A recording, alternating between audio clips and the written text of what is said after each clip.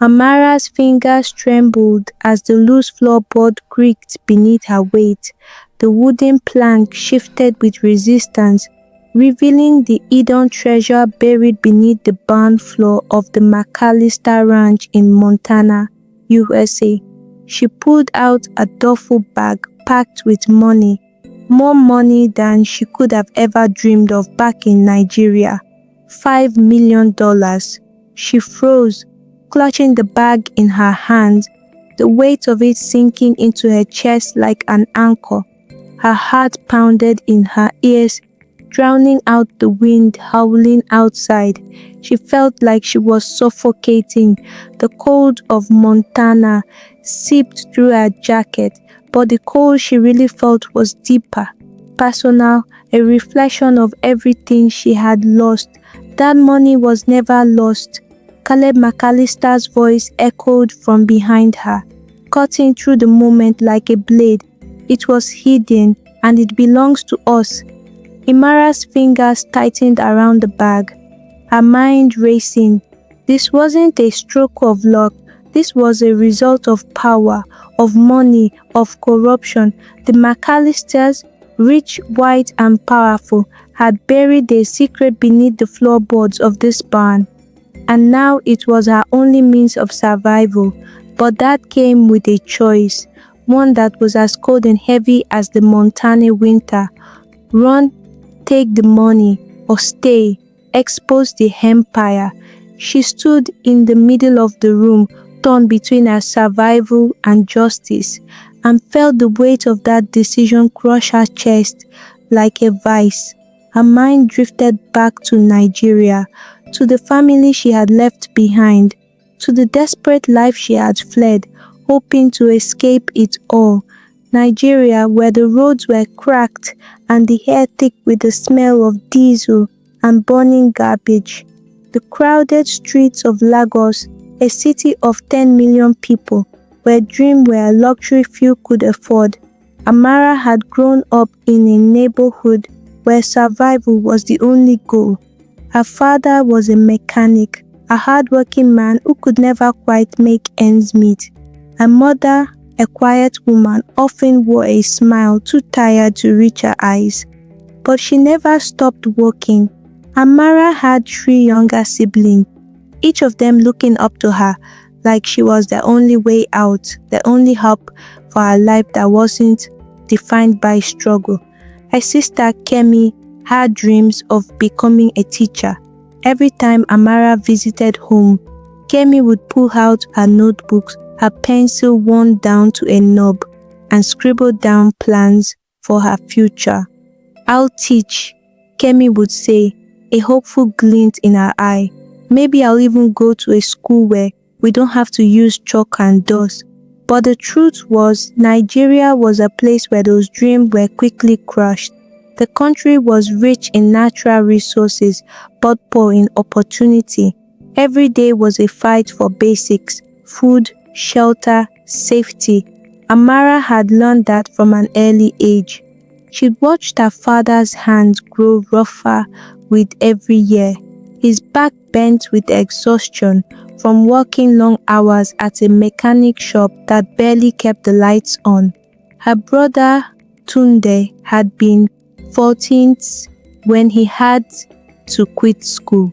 He wasn't old enough to work at the local market, but that didn't stop him from trying. He had his heart set on becoming an engineer, like the ones who designed the highways and the bridges that barely lasted a decade in Lagos.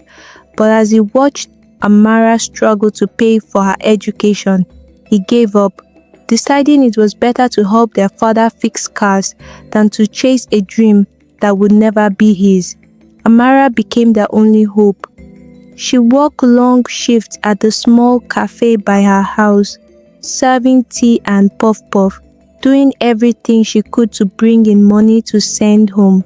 Every time she sent money back to her family, she felt a small glimmer of pride. But that pride was always mixed with the overwhelming weight of responsibility. Kemi, Tunde, and her younger brother, Olumide, all looked up to her as the one who could get them out, the one who could break the cycle of poverty that held their family down. They whispered to her about America, about the stories they had of people who made it big, who changed their lives with a single decision, and Amara began to believe them. She dreamed of leaving Nigeria, but not because she wanted to escape her family. She loved them more than anything, but it was clear that without a miracle, they would never rise out of their circumstances. The roads in Lagos would always be cracked. The air would always be thick with smoke. The education system would never be what Kemi wanted. Tunde's dream of engineering would remain a fantasy.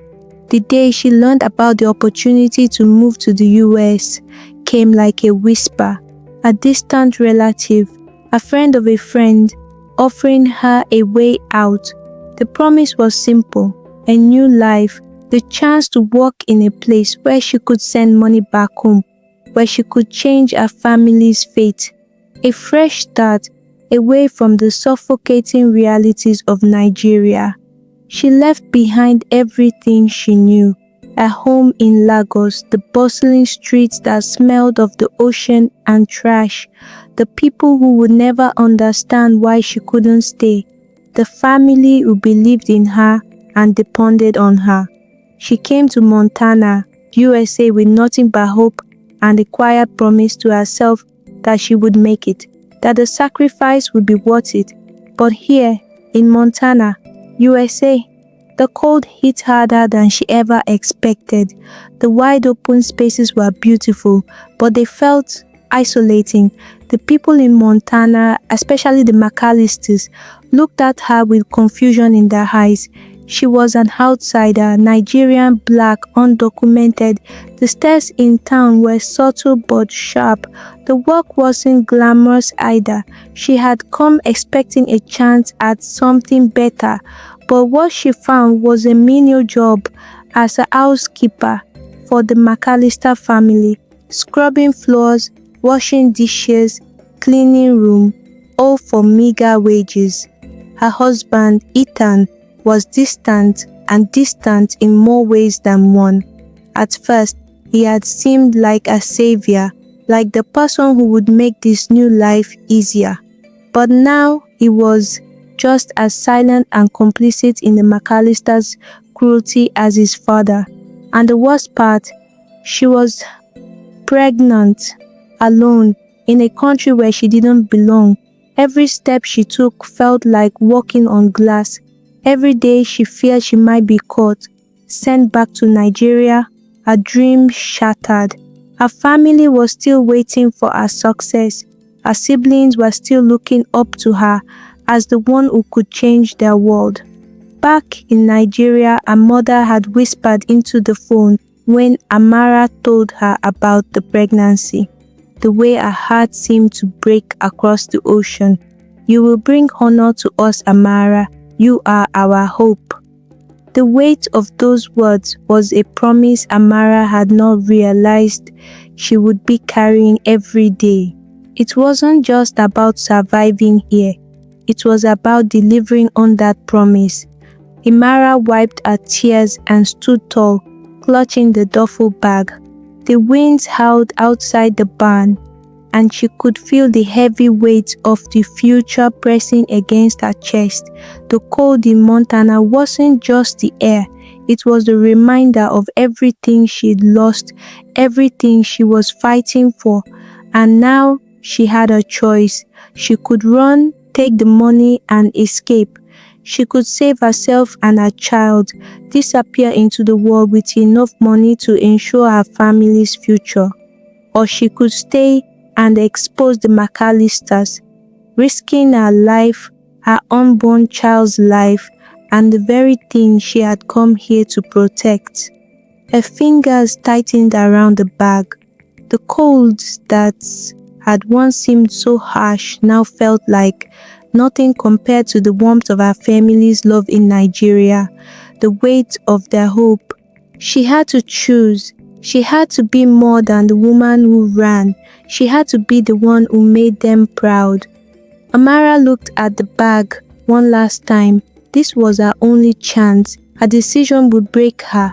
But the question was, would it be worth it? If this chapter moved you, subscribe to Storysphere, because Amara's next choice isn't just about survival.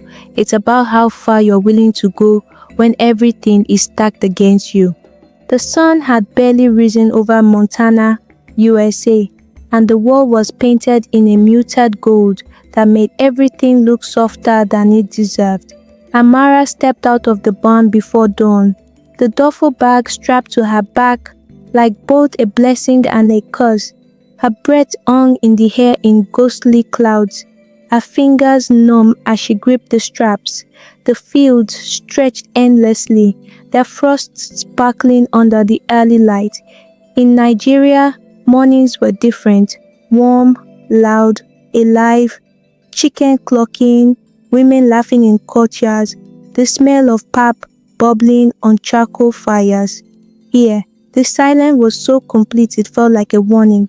Her body moved fast, but her mind dragged behind in fear. Every crunch of snow beneath her boots sounded like betrayal. Every shift in the wind carried the phantom echo of Caleb's voice. That money belongs to us. Her heart hammered so hard she wondered if the baby could feel it. She placed a hand over her belly, whispering, "We are leaving, I promise you, we are leaving." The sun rose higher, turning the frost into thin mist. She reached the edge of town, small, sleepy, deceptively friendly.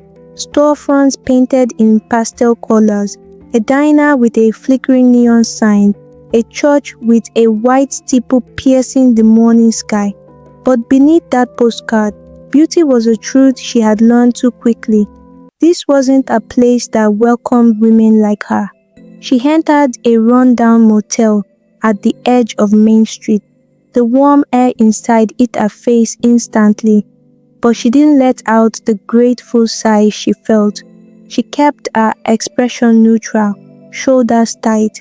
The clerk behind the counter was a woman in her 50s, hair tied in a loose bun. She looked up from her computer, her eyes flicking to Amara's belly, then to the bag on her back.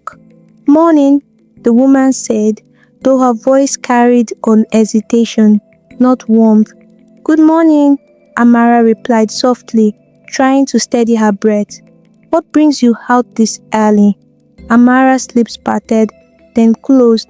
The truth was too dangerous, the lie would be too obvious.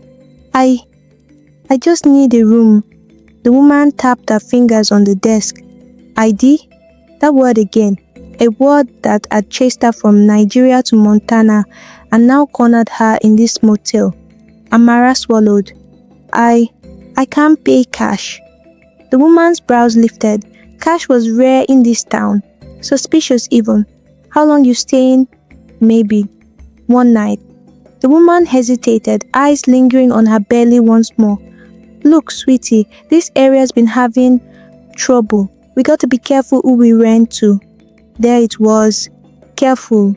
In Nigeria, careful meant protecting each other. Here, careful meant protecting themselves from her. She forced a small smile. "I understand." She lifted the duffel slightly, just enough for the woman to see a hint of green inside. The woman's eyes widened, surprise breaking through her guarded expression. "Oh, well, I suppose 1 night's fine." Amara handed over enough money for a room, and the woman slid a key across the counter. "Room 6, and take care, honey, weather's brutal." A kindness or pity, she couldn't tell anymore. Inside, the motel room smelled faintly of cigarettes and loneliness. The curtains were thin, letting the pale morning light leak through in broken beams. Amara sat on the bed, her hands trembling as she placed the duffel beside her. Her stomach churned, not from hunger but dread. She unzipped the bag, staring at the money, $5 million, enough to save a sibling in Nigeria, to buy food every day, to send them to school, to get Tunde back into engineering classes, to give Kemi the chalk-free classrooms she dreamed of. But it was also enough to get her killed. Every bill felt like a trap. Her phone vibrated in her pocket, a message from Kemi, sent overnight. "Auntie Amara, are you okay? You haven't replied. Mommy is worried. Tunde needs school money. Please call us." Amara felt her throat close. She typed back with shaky fingers. "I'm fine, my love. I'm trying. Give me time." She didn't send it. Her finger hovered over the screen. How could she tell them the truth? How could she say, "I might not survive the week"? She dropped the phone on the bed and pressed her palms into her eyes until stars burst behind her eyelids. A knock jolted her upright. Her breath caught. Her body went rigid. "Housekeeping," a voice called. Relief washed through her, but only a little. She stayed silent until the footsteps faded. The duffel bag burned like a secret beside her. Hunger gnawed at her. She wrapped the bag in her coat and stepped outside again. The air was colder now. The sky washed in pale blues and grays. Montana's way of reminding outsiders that softness was not promised. She walked to the diner, head lowered, shoulders hunched. Inside, warm light spilled across wooden boots. A bell above the door chimed softly. The smell of bacon and coffee wrapped around her, thick and comforting. It reminded her of her mother frying akara before dawn in Nigeria, singing quietly to herself. A waitress paused mid-step when she saw Amara. "Oh, sit anywhere," the woman said, forcing a smile that didn't reach her eyes. Amara slid into a booth near the window. Her hands were unsteady as she picked up the menu. The waitress approached. "Coffee?" "Yes, please." A bit of silence. The waitress shifted her weight, studying Amara again. The coat too thin, the shoes worn, the stress etched into her face. "You new around here?" she asked. Amara lifted her gaze. The lighting caught her eyes, making them shine with exhaustion. "I moved here for my husband." "Oh," the waitress's eyebrows rose. "You're with the McAllisters." Something in her tone made Amara hesitate. "Yes, I was." "Was?" The waitress blinked. "What happened?" Amara's finger curled round the coffee mug. She felt a lump rising in her throat. They told me to leave." The waitress sucked in a breath. "But you're expecting." "I know." The waitress looked around, lowered her voice. "Honey, people in this town may smile, but they see everything, and they don't forget anything, especially when it comes to the McAllisters." A shadow crossed the diner as a tall man walked in. His eyes scanned the room and landed on Amara. She quickly dropped her gaze. The man's boots thudded across the floor as he took a seat at the counter. "Look, I'm gonna bring you something warm," the waitress murmured. "On the house, just stay low, okay?" Amara managed a weak nod. As the waitress walked away, Amara's vision blurred. Her chest tightened. She exhaled shakily and pressed her hand to her belly. "We're okay," she whispered, though her voice trembled. "We have to be." As she left the diner, she felt it, the collective gaze of the small town. Windows where curtains shifted, people pausing just long enough to be noticed, whispers that carried just far enough for her to feel them. It was the same feeling she'd had in Nigeria whenever she walked past boys hanging on the street corners, the kind who judged, who mocked, who said women belonged in the kitchen. Only here, it wasn't misogyny. It was, "You don't belong here." Amara clutched the duffel bag closer. She needed a plan. She needed to disappear. She needed, "Hey." She spun around, heart slamming against her ribs. A woman approached, native mid-30s, long dark braid, sharp eyes softened by worry. Her breath came in white puffs as she jogged to catch up. "You're Amara?" the woman asked gently. Amara stepped back, muscles tightening. Who are you?" The woman extended a hand. "Juniper. I work over at the health clinic near the reservation. I heard about you, not from the McAllisters, from people who care. Care." That word felt foreign on her tongue. "You're pregnant," Juniper said softly, eyes flicking to Amara's belly. "And you're out here alone. That's not safe, not in this town." Amara swallowed. "I can't manage." Juniper's lips twitched. Not amused, not patronizing, just honest. "No, you can't." Amara's throat tightened. "Why do you want to help me?" Juniper looked her dead in the eye. "Because I know what it's like to be invisible in a place that pretends to see everyone." The sentence hit Amara so hard her knees nearly buckled. She exhaled shakily. "I don't have papers." "I figured. And I might have done something dangerous." Juniper's brow lifted slightly. "Dangerous how?" Amara hesitated. "Is it something the McAllisters care about?" Juniper asked. Amara nodded slowly. Juniper exhaled, her breath turning to mist. "Then you really need help." Juniper guided her to a secluded bench behind the diner, away from curious eyes. The wind ruffled Amara's scarf, blowing strands of hair into her face. Juniper sat beside her, hands clasped tightly in her lap. "You don't have to tell me everything yet," Juniper said, "but let me take you to the clinic, get you checked, give you somewhere safe to rest." Amara's lips trembled. "Why? Why help me?" Juniper's eyes softened. "Because women like us don't get to survive unless we help each other." That broke Amara. A tear escaped, sliding down her cheek. She wiped it quickly, embarrassed. I have money," Amara whispered. But it's not really mine." Juniper didn't flinch. "Does it belong to Caleb McAllister?" Amara's silence was enough. Juniper leaned back, staring at the sky. "Figures. He's been buying up land from native families for years. People disappear, or move, or suddenly can't fight back." Amara's breath froze mid-exhale. Disappear. She thought of her unborn child, of her siblings in Nigeria, of her mother whispering, "Hold on to hope." Juniper turned to her. "Whatever you found, it might be proof, the kind we've needed for a long time." Amara's heartbeat pounded. "No," she whispered. "I just want to survive. I just want my child to live." "You can," Juniper said quietly. "But you need allies." Amara shook her head. "I don't know who to trust." Juniper hesitated, her jaw tightening. "Then trust this. Caleb won't let you walk away with whatever you found." Amara flinched. "How do you know?" she whispered. Juniper's eyes darkened. "Because 8 years ago, someone else tried." Amara stiffened. "What happened to them?"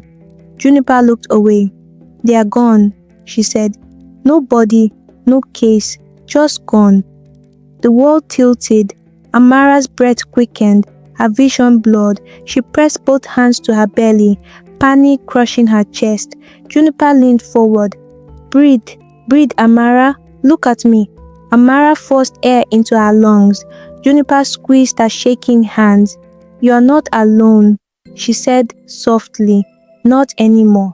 Amara closed her eyes, and for the first time since leaving Nigeria, she believed it. Juniper stood, helping Amara to her feet. "We need to go now," she said, "before the town wakes up." But before they could take a step, a police cruiser turned the corner and parked in front of the diner. The officer stepped out, adjusting his belt. He scanned the street. Amara froze, blood turning to ice. Juniper whispered, "Stay calm." But then the officer's radio crackled loudly. "Be advised, suspect believed to be carrying stolen property from McAllister Ranch. Approach with caution." Amara felt her world collapse. They knew. They were hunting her. And she wasn't just undocumented now, she was a criminal, or at least they wanted her to be. Juniper grabbed her wrist. Run. If you're ready for Chapter 3, subscribe to Storysphere, because everything Amara thought she knew about danger is about to shift, and trust will become the deadliest gamble she's ever made. The moment Juniper whispered, "Run," Amara's legs moved before her mind could catch up. Her boots slipped on the icy pavement as she sprinted behind the diner in Montana, USA, the duffel bag bouncing painfully against her spine. Her breath came out in ragged bursts, each one a cold slap to the lungs. Behind her, the officer's voice sharpened. "Hey, stop! You stop right there!" Mara didn't turn. She couldn't. Her heart pounded so violently, it felt like a drum echoing through her bones. The baby kicked hard, sending a bolt of fear through her ribs. "I'm sorry, baby," she whispered through gasps. "I'm sorry, just hold on, please." Juniper grabbed her hand and pulled her into a narrow alley. The building walls were close together, trapping shadows and stale cold. Their bodies pressed against the rough brick as the police cruiser rolled past, headlights slicing through the air like searchlights. The engine hummed, tires crunched over snow. Juniper raised a finger to her lips, mouthing, "Don't move." Amara tried to slow her breathing, but her chest constricted tighter with each inhale. Sweat trickled down her spine, despite the freezing air. Her fingers trembled as she held the strap of the duffel bag like it was a child. Back in Nigeria, she had run from many things: poverty, hunger, danger, but never from the law, never like this, never with a life inside her, depending on the outcome. When the cruiser finally drove away, the hair around them loosened. Juniper exhaled. "Come on, my clinic's this way. We can't be seen." Amara nodded, though her knees felt weak. Why are they after me so fast? I didn't even..." Juniper cut her off. "They're not after you. They're after whoever threatens Caleb. And right now, that's you." The walk to the clinic felt endless. The morning light strengthened into a dull gray, the kind that flattened the world into something cold and indifferent. Her breath steamed in front of her, and every step sent sharp pain up her legs. Juniper's body language was tense, jaw set, shoulders tight, eyes scanning the street, as if expecting danger at every turn. When they finally reached a squat building with peeling paint and a hand-painted sign that read, "Two Rivers Health," Juniper unlocked the back door with a shaking hand. "Quick," she whispered. Inside, the clinic was dimly lit. Fluorescent lights hummed overhead, flickering slightly, casting pale blue shadows across the room. A faint smell of antiseptic mingled with cedar oil. Juniper locked the door behind them and immediately shut off the lights. "Sit," she said gently, guiding Amara to an exam bed. Amara collapsed onto the vinyl mattress, gripping the edges as her vision blurred with exhaustion. She felt her whole body trembling. Tears spilled down her cheeks before she could stop them. I didn't steal anything," she whispered. "It wasn't mine, but it wasn't theirs either." Juniper knelt in front of her, hand resting lightly on Amara's knee. "I believe you." Amara shook her head. "No one in this town will." Juniper's eyes softened with a pain that seemed years old. "Yeah, I know that feeling." Her voice carried the quiet weight of someone who had been erased before too. Juniper slipped into professional mode, gently lifting the hem of her Amara shirt to examine her belly. Her fingers were warm and steady. "You're stressed," Juniper murmured. "Your body's in fight or flight. Your heart rate's too high." "I'm fine," Amara lied, even as her whole body trembled. Juniper gave her a look, half disbelief, half compassion. You crossed half of downtown Montana with a $5 million target on your back. You're not fine. Amara swallowed hard. I can't lose this baby. I can't. My family back in Nigeria, they are depending on me. They think I'm living the dream. They think I'm working, earning, sending money. They don't know. Her voice cracked. Her hands covered her face. They don't know I'm one mistake away from losing everything. Juniper rested a hand on her shoulder. Tell me about them. Amara blinked, surprised by the invitation. My family. Juniper nodded. Sometimes saying it out loud helps, reminds you what you're fighting for. Amara wiped her tears. The clinic lighting softened around her, giving her face a fragile glow. My mother. She paused, steadying her breath. She cooks the way people pray, with purpose. She always said the kitchen was the one place where women had control. Juniper smiled faintly. Sounds like a strong woman. She is, Amara whispered. And my siblings. Kemi wants to be a teacher. Tunde wants to be an engineer. Olumide is still a baby in my eyes. They all look to me. I promised I would bring them out of poverty, that I would change everything. Her voice weakened, but instead I'm hiding in a clinic in Montana, pregnant, alone, running from police. Juniper squeezed her shoulder. You're not alone. Amara shook her head. You don't understand.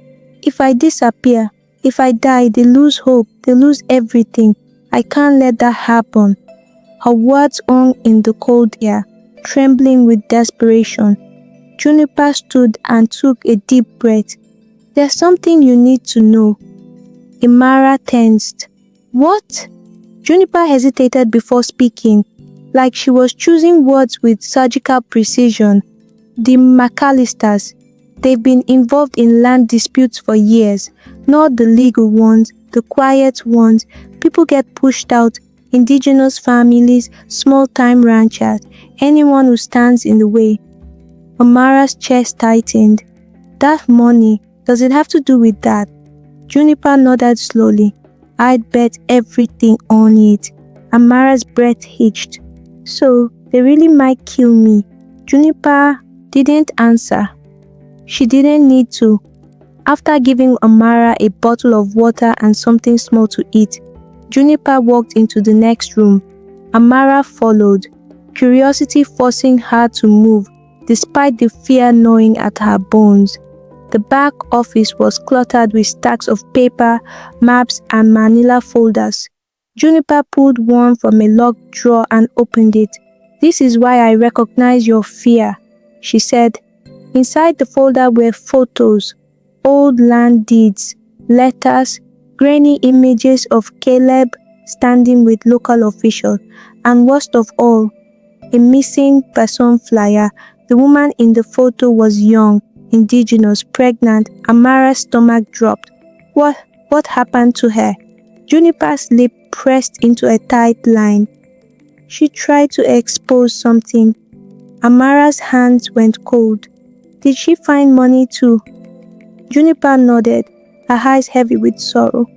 She came to me for help. She never made it out of town. The room spun for a moment. The walls closed in. The fluorescent lights felt too bright, too cruel. Why are you showing me this? Amara whispered.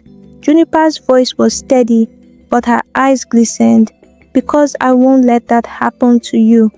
Juniper sat across from her, leaning forward.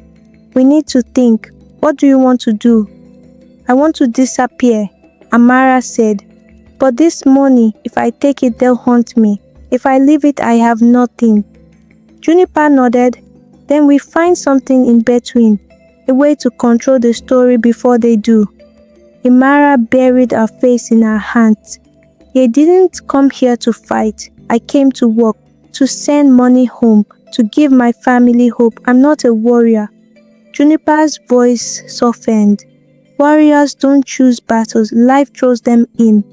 Amara looked up, eyes shining with tears. I just want my child to be safe. Juniper exhaled shakily. Then we make a plan. We hide you somewhere remote tonight, and tomorrow we talk to someone who can help. Who? Juniper hesitated. Someone the McAllisters don't know I'm connected to. Before Amara could respond, the clinic's landline rang. Juniper stiffened. No one calls this phone, she whispered. No one. She lifted the receiver slowly. Hello? A pause. Juniper's face changed, drained of color. How did you get this number? Another pause, then Juniper's eyes filled with dread. She whispered, barely audible, Amara, run! Amara stood, panic gripping her spine. What? Who is it? Juniper swallowed hard, whispering, It's Caleb. Amara's blood turned to ice. He says he knows you're here. The clinic's shadow stretched long across the floor as the sun dipped behind the mountains in Montana, leaving the well dim and bruised. Amara stood frozen, hands trembling so violently she had to grip the examination table to stay upright. Her heart thudded against her ribs like it wanted to break free and run without her. Juniper hung up the phone with a slow, horrified movement. Her fingers slackened around the receiver before it slipped from her hand and clattered onto the linoleum floor. Amara's voice cracked as she whispered, What? What did he say? Juniper swallowed hard. He said he knows where you are. He said he's coming. Amara felt her knees give, her body folding like a collapsing bridge. She sank to the floor, clutching her belly, her breath coming in sharp, panicked gasps. Sweat broke across her skin despite the cold. She tasted fear in her mouth like iron. I can't run again, she said, voice quivering. My legs, they feel empty. Juniper knelt beside her, gripping her shoulders. Look at me. Look right at me, Amara. But Amara couldn't. Her gaze drifted downward, unfocused, drowning in memories from Nigeria. Her mother's voice calling her name as she boarded the plane. Her siblings waving with wide eyes full of hope. Her father's hug, tight and trembling, as he whispered, Don't forget why you're leaving, Amara. You are our light. She had left home to save them. Now she couldn't even save herself. Juniper's hand cupped her cheek gently. Hey, stay with me. Stay here. Amara forced her eyes upward. Tears blurred her vision. Her chest rose and fell in uneven jerks. I'm so tired, she whispered. I just wanted my family to be proud. I wanted a better life than the one I was born into. And now look at me. Juniper's eyes softened in a way that had more than anger ever could. You're not broken. You're scared. And you have every reason to be. Amara shook her head. They'll take my baby. They'll take my life. And no one will even ask what happened to me. In Nigeria, at least I mattered to someone. The room went still. Juniper exhaled, her breath shaky. You matter to me. Those words pierced through Amara's defenses like warm light carving through ice. She wiped her face with trembling fingers, trying to hold herself together. Juniper helped us stand. We're leaving through the back. My truck is parked behind the sheds. We'll head toward the reservation forest. He won't follow us there. Amara nodded, but doubt clung to her movement. She wrapped her arms around the duffel bag like it was her last piece of purpose. They slipped out the back door into fading twilight. The sky was a pale violet, streaked with clouds that looked like bruises. Snowflakes drifted lazily, settling on Amara's hair and eyelashes. Her breath came out in visible shivers.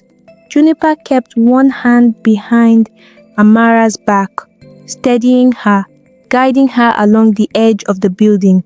Almost there, Juniper whispered, but Amara stopped abruptly. A police cruiser was parked across the street, its lights off, engine silent, like a predator waiting in tall grass. Juniper's breath stuttered. He's here. Amara's mind screamed. She pressed herself against the siding, heart hammering so painfully she thought she might faint. "Juniper," she whispered, "please don't let them take me. Please." Juniper closed her eyes briefly, as if steadying herself.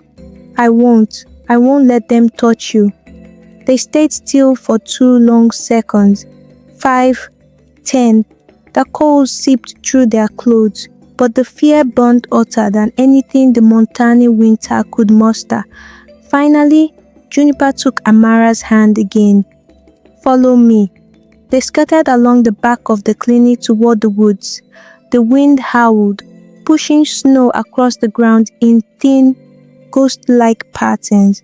Halfway there, Juniper stiffened. Someone was approaching from the right, boots on gravel, heavy, unhurried. Amara recognized that sound before the figure even appeared under the glow of the street lamp. Caleb McAllister. He stepped into the pool of yellow light, his shadow stretching long behind him. His coat was dusted with snow, his face calm, controlled, unreadable. "Girls," he said lightly, the words slithering into the cold air. "Going somewhere?" Mara's breath caught. Juniper stepped in front of her, muscles coiled like a spring. Caleb's gaze dropped to the duffel bag, then traveled to Amara's belly. A slow smile touched his lips. "Running in your condition? That seems irresponsible." Amara felt tears prick the corners of her eyes. She hated herself for crying. She hated that he saw her fear. "We're leaving," Juniper said firmly. "This is done, Caleb." "Done?" he repeated, raising an eyebrow. "Juniper, you've barely begun." His voice softened. "And as for you, Amara," her name in his mouth felt wrong, contaminated. "You're making this harder than it has to be." Amara clutched her belly, stepping back instinctively. Caleb took a single step forward. Juniper blocked him, voice low. "One more step and I will scream this old town awake." Caleb's eyes flicked to her. "You think they'll come for you?" Juniper's jaw clenched. Her breath fogged in sharp, angry bursts. Amara felt her throat closing. Her fingers dug into the fabric of the duffel. "I never wanted trouble," she whispered. "I just needed a life. I just needed safety." Caleb tilted his head. "You should have thought of that before stealing from me." Her lips trembled. "I didn't know it was yours." He smiled. "Exactly." A sickening realization hit her. It had never mattered whether she stole or found it or deserved it. Her guilt was predetermined the moment they labeled her an outsider. In Nigeria, her mother once said, "A poor person can be honest all their life, but the rich only need one word to declare them a thief." Amara finally understood. Juniper grabbed her arm. "We have to go, now." They turned and ran toward the woods. Caleb didn't chase. He didn't need to. He made a single call on his phone, and 2 more police cruisers turned the corner. Juniper cursed under her breath. "He's going to box us in." They sprinted across the lot. Amara's breath burned in her throat. Her legs threatened to give out again. A sharp pain tore through her abdomen, short, stabbing, alarming. She stumbled. Juniper caught her by the elbow. "Amara, hey, are you okay?" I think," her voice broke. "My stomach hurt." Panic flashed across Juniper's face. "Not now, please, not now." Then she saw it, a small streak of red trickling down Amara's inner thigh. "God," Juniper whispered, "you might be bleeding." Amara's vision tilted, her breath hitched into sobs. No, please." Juniper held her fast. "Stay with me. Breathe, we'll get help." Amara shook her head violently. "Not the police, not the hospital. They'll take my baby. They'll deport me." Juniper's voice cracked. "I won't let them." But fear was a living thing inside Amara now, clawing up her throat. She fell to her knees in the snow, hands sinking into the cold ground. Tears streamed down her face as she whispered to her belly, Please stay. Please stay. I can't lose you. You're all I have." Juniper knelt beside her, pulling her into her arms. The wind roared around them, carrying the smell of winter and coming danger. From across the lot, Caleb watched, face unreadable. After a moment, he turned and walked away, disappearing into shadow. That was somehow more terrifying than if he'd stayed. Juniper pulled Amara to her feet. "We have to move. There's someone we can go to, someone Caleb doesn't control." Amara blinked through tears, barely hearing. "Who?" Juniper hesitated. "A pastor, someone who used to help women in situations like this." Amara nodded weakly, letting Juniper guide her through the snow.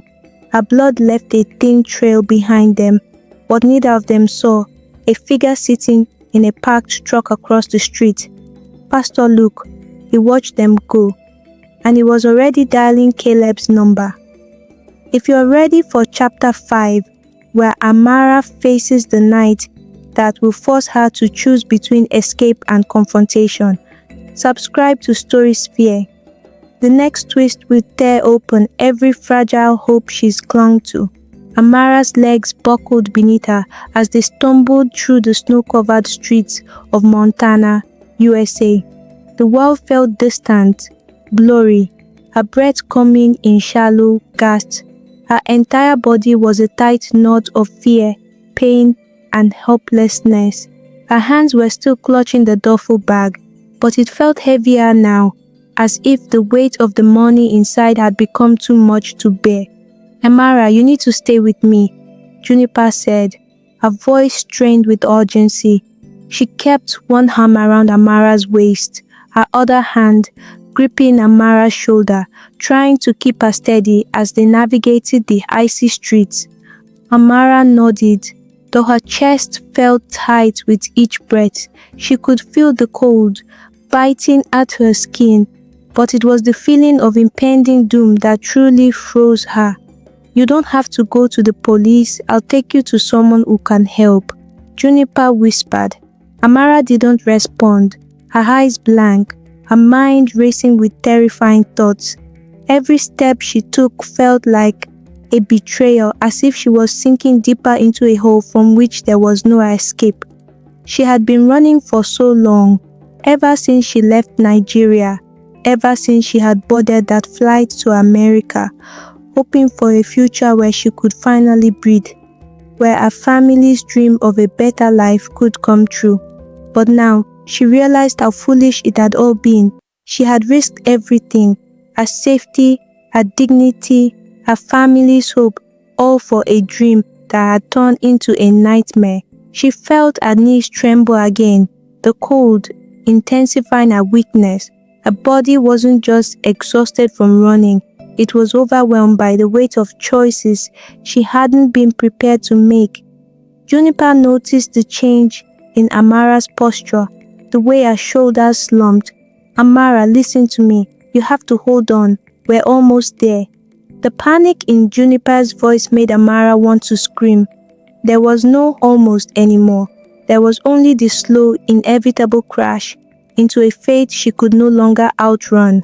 Juniper's grip tightened as Amara staggered forward, her feet unsteady in the snow. "You are not alone," Juniper said again, her words like a fragile thread, tying Amara to whatever hope she had left. "I promise, we'll get through this together." But Amara couldn't shake the fear gnawing at her, the fear that she was already too far gone to be saved. No one could help her now. No one could fix what had been broken in her life the moment she stepped onto that plane from Nigeria. She had hoped for change, for escape, but all she had found was another cage, another trap. They reached the small house on the outskirts of town, a crumbling structure that looked like it had been forgotten by time. The windows were dimly lit, and a faint warmth radiated from within, a stark contrast to the biting cold outside. The only sign of life was the faint glow of a single light in the front window. Juniper knocked quickly, glancing nervously over her shoulder. "Hurry," she urged. "They won't be far behind." Amara's heart hammered in her chest, but it wasn't from the running. It was the sick feeling in her stomach that told her she wasn't safe, that there was nowhere left to hide. No one would protect her now. The door opened slowly, revealing a middle-aged man with weary eyes and a face that had seen too much. He was tall, his skin dark like Juniper's, and he carried an air of quiet authority. "Juniper," he said softly, glancing at Amara, then back at Juniper. "Is she okay?" Juniper nodded, but her expression was tight. "We need help. She's in trouble." Amara barely had time to register the man's face before Juniper urged her inside. The warmth hit her like a wave, but it wasn't enough to thaw the cold that had settled deep inside her bones. The man stepped aside to let them in. "Come in, get comfortable," he said, his voice gentle but firm. He closed the door behind them, locking it with a sense of finality. "Thank you," Juniper said quickly before turning to Amara. "This is Pastor Luke. He'll help us." Amara barely nodded, her mind too clouded to focus on anything but the overwhelming weight of everything.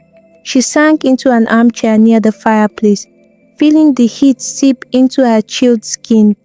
Her breath came in slow, deliberate waves, trying to steady herself. Pastor Luke watched her closely for a moment, his face unreadable. "What happened?" Juniper sighed deeply. "The McAllisters. They know she's here. They're coming for her." Pastor Luke's eyes darkened. "Of course they are." Amara flinched. "Why?" she whispered. "Why are they doing this to me? I didn't do anything wrong." The question hung in the air, unanswered. Juniper's voice broke through the silence. "You know why, Amara? It's always the same. They take and they never let go." Amara shook her head. She couldn't bear it anymore.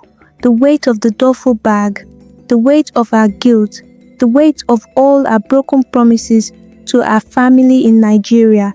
It was all too much. "I can't keep running," she whispered. I can't." Juniper knelt beside her, her hand gently resting on Amara's. "You're not alone. I won't let you go through this by yourself." Amara's chest tightened, the tears threatening again. She wanted to believe her. She wanted to believe that there was still time, still a chance to fix everything. But the reality of the situation felt too much to bear. She glanced up at Pastor Luke, his face still unreadable. "What do I do now?" she asked, her voice barely above a whisper. Pastor Luke didn't answer immediately. Instead, he reached over to a nearby table, picking up a small wooden box. He opened it carefully, revealing a set of keys. "We have options," he said, his voice low but certain. "But first, we need to make sure we're not being followed." Amara's stomach clenched. How? How do we get away?" Pastor Luke's eyes met hers. "You stay hidden, and we find a way to turn the tables." Amara didn't understand. She felt her panic rising again, the weight of the duffel bag still heavy on her shoulders. She looked at Juniper, her eyes desperate. "Please," she begged, "tell me what to do." Juniper's expression softened. "You don't have to fight this alone. We'll do it together, but you have to trust us." Amara swallowed, feeling the crushing weight of her fear. But in that moment, something else began to stir deep inside her. Something faint but real. Hope. Hope that maybe, just maybe, she wasn't entirely powerless. The house grew quiet again as the night deepened. Amara sat in the dimly lit room, watching the flickering shadows cast by the fire.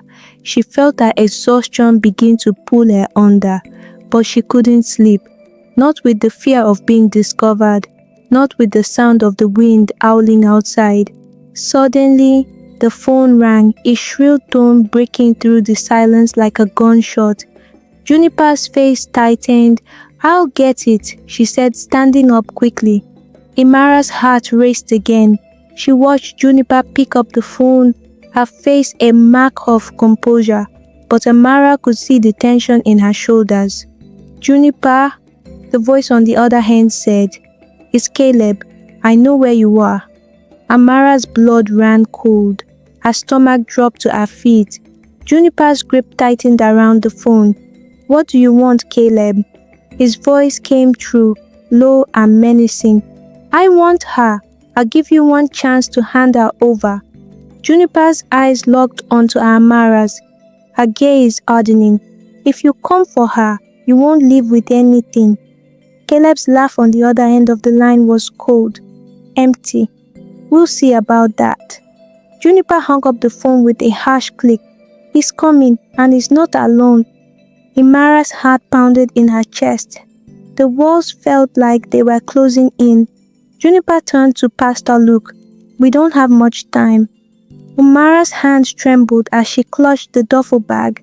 Her entire world was collapsing again. She felt the panic rising in her throat. "I can't do this," she whispered. "I can't." Pastor Luke walked over to her, his steps slow and deliberate. He knelt down in front of her, his face filled with quiet determination. "You can," he said, his voice calm but unwavering. "And you will. You're stronger than you think, Amara." Amara's breath caught in her throat.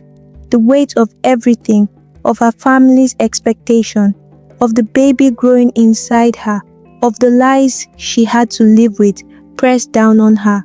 But in this moment, as she looked into the eyes of the man and woman who had risked everything for her, something inside her snapped. "I'm not running anymore," she whispered, her voice fierce, her hands steadying on the duffel bag. "This ends tonight." Juniper's eyes softened with understanding, but Pastor Luke didn't smile. He simply nodded. "We're with you," he said. The door behind them creaked open, and Caleb McAllister stepped inside. If you're ready for Chapter 6, where Amara faces the consequences of her decision, subscribe to Story Sphere. The final twist will change everything, because Amara is about to make the ultimate choice. The fire in the small clinic crackled softly, the warmth flickering like a heartbeat in the room. But Amara couldn't feel it. Her skin was cold, her limbs stiff, and her stomach churned.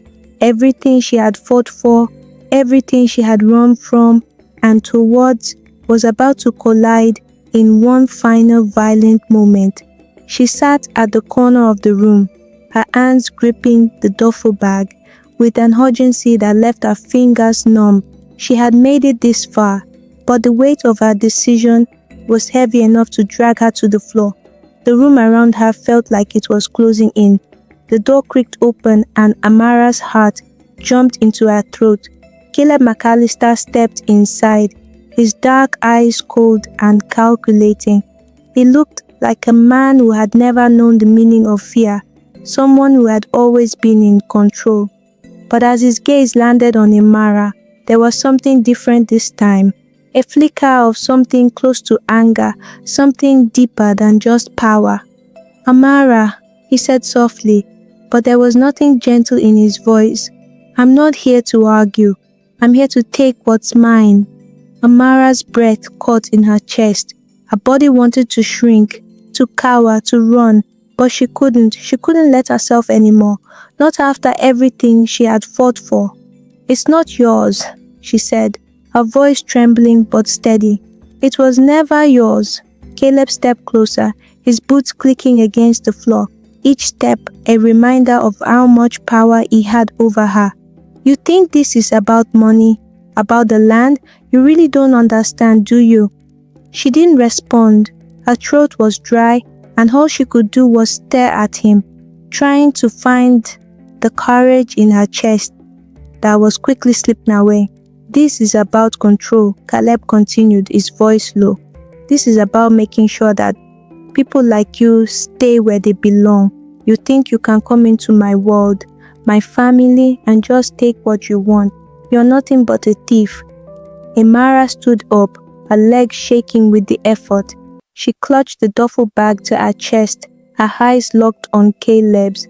"I'm not a thief. I didn't take anything from you, but you..." Her voice broke and she had to swallow the bitter taste of truth in her mouth. "You took everything from me. My future, my family, my dignity." Caleb's expression didn't change, but there was a flicker of recognition behind his eyes, just a split second of realization that Amara wasn't the same woman who had walked into his world months ago. She was different now, stronger, more defiant. "Enough of this," he muttered, reaching for the duffel bag. In that moment, Amara knew what she had to do. She stepped back, clutching the bag tighter, her voice rising. "I won't let you control me anymore. Not my life, not my family." Juniper stepped into the room then, her voice low but steady. "You won't touch her, Caleb. Not while I'm here." Caleb turned sharply, eyes narrowing at Juniper. "And what do you think you're going to do, Juniper? You're nobody." Juniper didn't flinch. "I'm somebody, and I'm not letting you tear her apart. Not again." Amara glanced between Juniper and Caleb, the weight of her decision crashing into her chest. The money in the bag, the truth about the land deals, her family back in Nigeria, the baby growing inside her, everything had led to this moment. She turned to Juniper, her voice shaking. "I can't keep running. I can't live in fear anymore. I need to make this right." Juniper nodded, stepping forward. "You do what's right for you, Amara, for your future, for your baby. You're not just fighting for survival anymore. You're fighting for your own truth." Amara's eyes filled with tears, the realization hitting her all at once. She wasn't just fighting for a chance to escape. She was fighting to own her life, to claim it for herself and for her family. She wasn't a victim anymore. She was a survivor. "I'm not scared of you anymore, Caleb," Amara said, her voice gaining strength with each word. "You can take my freedom, but you will never take my power." Caleb's face twisted in frustration, and for the first time, he stepped back, his hands clenched at his side. "You think you've won, don't you? You think you are some kind of hero?" Amara's heart pounded, her words fierce and unwavering. "I don't need to be a hero. I just need to be free." Juniper stepped beside her, eyes locked on Caleb. "And you're not going to take that from her. Not now, not ever." Amara turned back to the duffel bag. In that moment, everything came into focus. She could walk away, she could run, but the fear would always follow her, the uncertainty, the guilt. She looked at Juniper, who gave her a silent nod of encouragement. Then Amara did the one thing she never thought she would do. She reached into the bag, pulled out the stack of cash, and placed it on the table in front of Caleb. "Take it," she said, her voice calm but firm. "It's yours, but I'm leaving it behind. You won't control me anymore." For a long moment, Caleb didn't move. His eyes flickered between Amara and the money, the power he thought he had over her slowly slipping away. His gaze softened, and something like realization crossed his face. It wasn't victory he saw in the duffel bag now. It was defeat. He exhaled sharply, his hands falling to his side. "You think you've won, don't you?" Amara looked at him one last time, her chest heavy with the weight of everything she had fought for. "No, I think I finally realized that I don't need to win. I just need to live." With that, she turned and walked out of the room, the sound of her footsteps echoing in the silence of the house. She didn't look back. The next few weeks were a blur for Amara. With Juniper's help, she found a place to stay. Small, humble, but safe. A quiet house, nestled on the edge of town, far from Caleb and his reach. There were no more threats, no more running. Amara didn't return to the McAllister ranch, and she didn't look for revenge. She focused on the baby, on herself, on the life she had never believed she could have. And every time her phone rang with a message from her family in Nigeria, she smiled, knowing she was finally living the dream she had promised them. But it wasn't just for them anymore, it was for her too. In Montana, USA, Amara found a peace she had never known back in Nigeria, a peace that came with the knowledge that she could no longer be controlled by anyone. The past would always be a part of her, but it no longer had power over her future. She had won, not because she took anything from Caleb or anyone else, but because she had taken back her own life. And that was enough. If Amara's journey touched you, subscribe to Story Sphere. The fight for freedom never ends, but sometimes the most powerful choice is to take back what you thought you'd lost forever.